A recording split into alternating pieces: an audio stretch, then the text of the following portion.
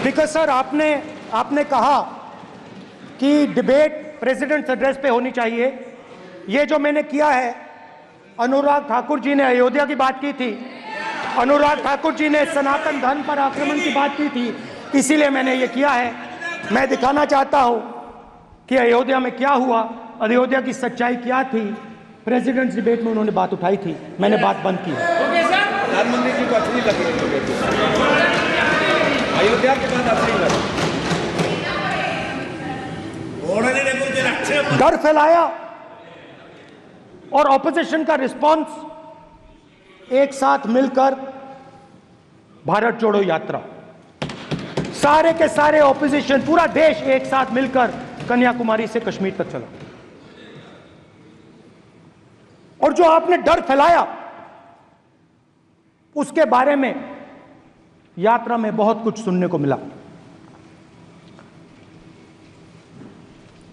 अभी तक याद है, सुबह 7 बजे 7-8 बजे की बात थी, यात्रा में चल रहे थे, एक महिला आती है, हमारे साथ चलती है, मेरा हाथ पकड़ती है और घबराई हुई सी थी। तो मैंने पूछा क्या हुआ, वो मुझे कहती है मुझे मार रहा है, मुझे मार रहा है।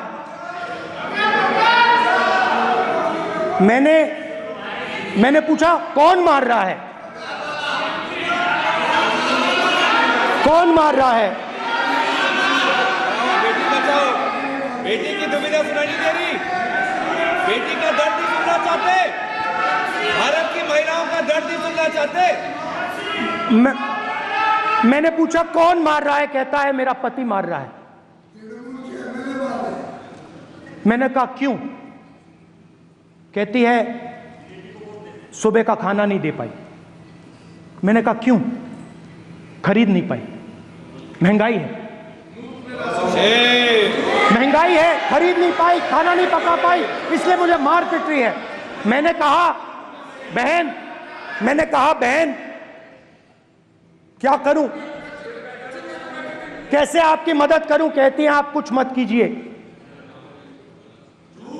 आप कुछ मत कीजिए, आप सिर्फ ये बात याद रखिए कि महंगाई के कारण हिंदुस्तान में हजारों महिलाओं को सुबह पीटा जा रहा है। उसके शब्द हैं, मेरे शब्द नहीं हैं। गैस सिलेंडर, महंगाई, तो आपने गरीबों को, महिलाओं को डराने का काम किया। शिव जी कहते हैं डरो मत, डराओ मत। आपने हिंदुस्तान की महिलाओं को महंगाई से हर रोज डराया है। कुछ दिन पहले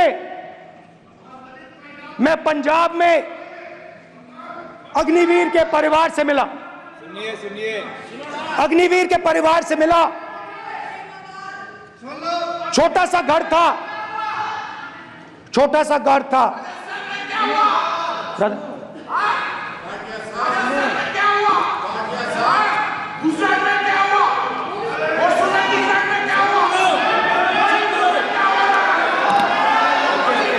ठीक है सर, चलिए छोटे से घर में अग्निवीर शहीद हुआ, लैंडमाइन ब्लास्ट में शहीद हुआ। मैं उसे शहीद कह रहा हूं, मगर हिंदुस्तान की सरकार उसे शहीद नहीं कहती है। नरेंद्र मोदी उसे शहीद नहीं कहते हैं, नरेंद्र मोदी उसे अग्निवीर कहते हैं। उस घर को पेंशन नहीं मिलेगी, उस घर को कॉम्पनसेशन नहीं मिलेगी, शहीद का दर्जा नहीं मिलेगा। और बेचारे बैठे हुए थे, 3 बहनें थी, एक साथ बैठी हुई थी, रो रही थी। आम जवान को पेंशन मिलेगी, जरूर दुख होगा, मगर हिंदुस्तान की सरकार आम जवान की मदद करेगी। मगर अग्निवीर को जवान नहीं कहा जा सकता। अग्निवीर यूज एंड थ्रो मजदूर है। और आप उससे कहते हो, उसको आप 6 महीने की ट्रेनिंग देते हो, 6 महीने की ट्रेनिंग देते हो, दूसरी तरफ चाइना के जवान को 5 साल की ट्रेनिंग मिलती है, राइफल लेकर उसके सामने खड़ा कर देते हो, उसके दिल में भय पैदा करते हो। एक जवान और दूसरे जवान के बीच में फूट डालते हो कि एक को पेंशन मिलेगी, एक को शहीद का दर्जा मिलेगा, दूसरे को नहीं मिलेगा, और फिर अपने आप को देशभक्त कहते हो। ये कैसे देशभक्त हैं?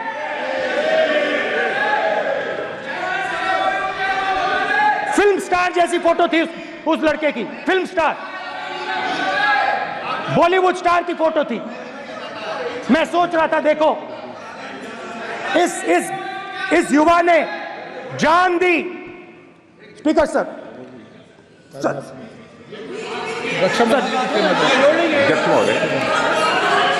अध्यक्ष महोदय, एक आदमी सब पर भारी।